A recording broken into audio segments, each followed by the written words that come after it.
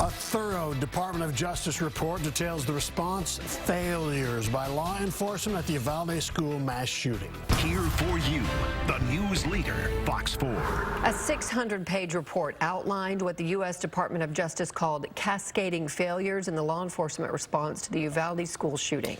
Stopping short of recommending charges against the officers involved in the completely botched response, the report detailed not just the failures on the day of the shooting, but in the days and weeks after the shooting. Fox 4's Blake Hansen is live with details from this report. Blake.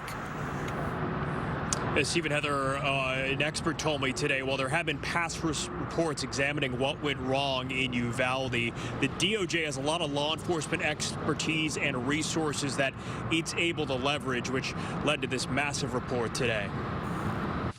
The law enforcement response to the mass shooting at Robb Elementary was a failure. The roughly 600-page report from the Department of Justice breaks down the array of failures by law enforcement in the 2022 shooting at Robb Elementary. 19 students and 2 teachers were killed. U.S. Attorney General Merrick Garland says law enforcement failures contributed to the loss of life. Had the law enforcement agencies followed generally accepted practices in an active shooter situation and gone right after the shooter to stop him, lives would have been saved and people would have survived. The report says 11 officers first arrived on scene, but upon hearing gunfire, 5 ran toward the classroom while the other 6 did not advance down the hallway, including Uvalde Police Department Acting Chief Mariano Pargas.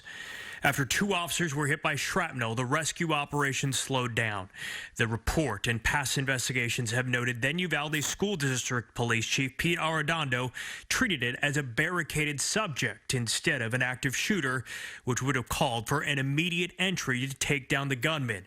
Instead, it took 77 minutes. But the DOJ findings also point out the numerous signs ignored during that time there was still an active shooter. They were still waiting as broadcasts went out on officer radios that a student trapped inside rooms 111 and had called 911 at 12:10 p.m. to say that that the student was in a room full of victims.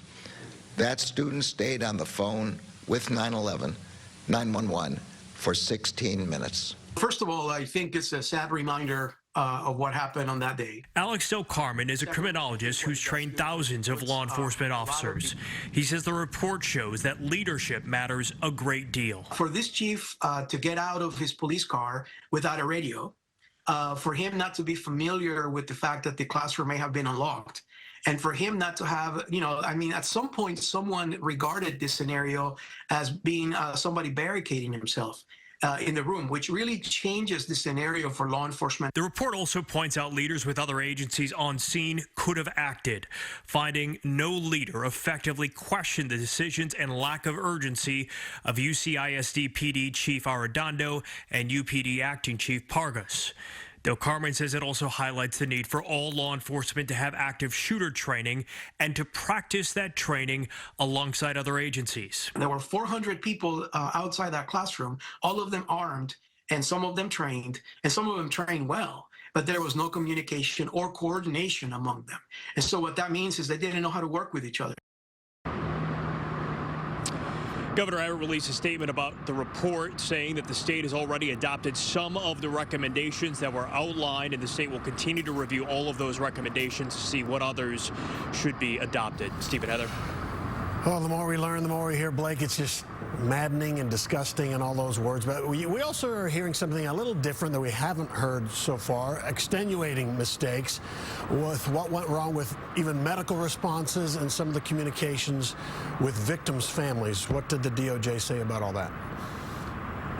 Yeah, so Steve, it kind of talked about how the leadership and organization issues also impacted the medical response as well. It detailed different things that happened, like a patient who was needing an airlift was driven past a usable helicopter to a helicopter that was much further away. There was a victim that was already deceased who was transported to a hospital while there were injured children placed on school buses. There was even a situation where there was a victim being stretchered cleared out to an ambulance, and the crew discovered their ambulance wasn't there anymore, that another crew had commandeered it. And so it basically outlined how the level of disorganization at the scene trickled down to impact that even after the incident had ended. Steve. All right, Blake. It can never happen again. It can't. All right, Blake Hansen, thanks.